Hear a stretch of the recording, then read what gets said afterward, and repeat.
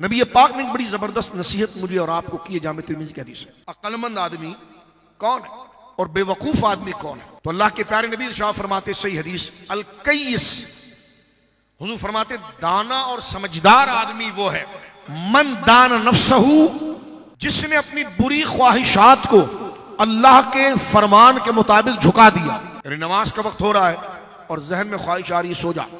اس نے اس بری خواہش کو جھٹکا اور اللہ کا حکم مانا، بری چیزوں کو حرام چیزوں کو اپنی آنکھوں سے دیکھ رہا ہے اور ادھر اس کو دھیان آیا کہ نہیں اللہ رسول ناراض ہوتے ہیں، تو حضور فرماتے دانا سمجھدار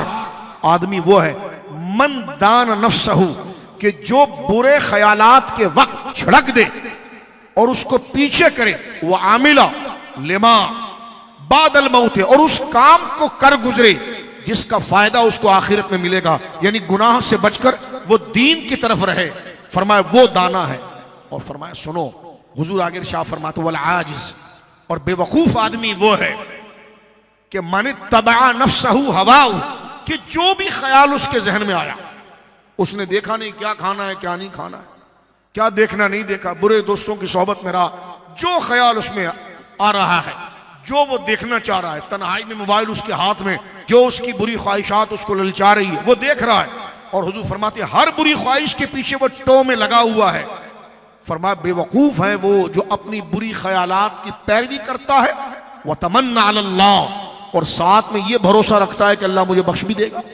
فرمایا ساتھ میں یہ امید رکھ رہا ہے کہ اللہ مجھے بخش دے گا،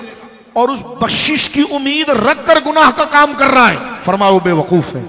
کہ وہ ایک تو رب کی نافرمانی کر رہا ہے، گناہ کا کام کر رہا ہے، حرام کام کر رہا ہے، ناجائز کام کر رہا ہے، اور ساتھ میں وَتَمَنَّ عَلَى اللَّهِ، اور یہ امید بھی رکھ رہا ہے کہ کیا ہوا اللہ معاف فرما دے گا۔ حضور فرماتے وہ شخص انتہائی بے وقوف ہے کہ جو مغفرت کو سامنے رکھ کر گناہ کا کام کرے، اور فرمایا سمجھدار آدمی وہ ہے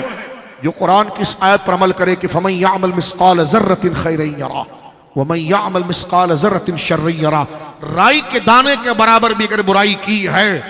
تو قیامت کے دن اور قبر میں اس کا حساب دینا پڑے گا۔ بڑے گناہ تو بڑے گناہ، فرمایا چھوٹا سے بھی گناہ کیا ہے اور توبہ کیے بغیر مر گیا تو فرمایا اس کا حساب وہ دے گا، کسے باشد اس کے پیچھے کوئی بندہ کچھ بھی کر رہا ہو۔ اور فرمایا کہ جس نے رائی کے دانے کے برابر اگر نیکی کی ہے تو بڑی نیکیاں تو بڑی نیکیاں، فرمائے چھوٹی سی بھی نیکی ہوگی تو اللہ رب العالمین اسے اجر عطا فرمائے۔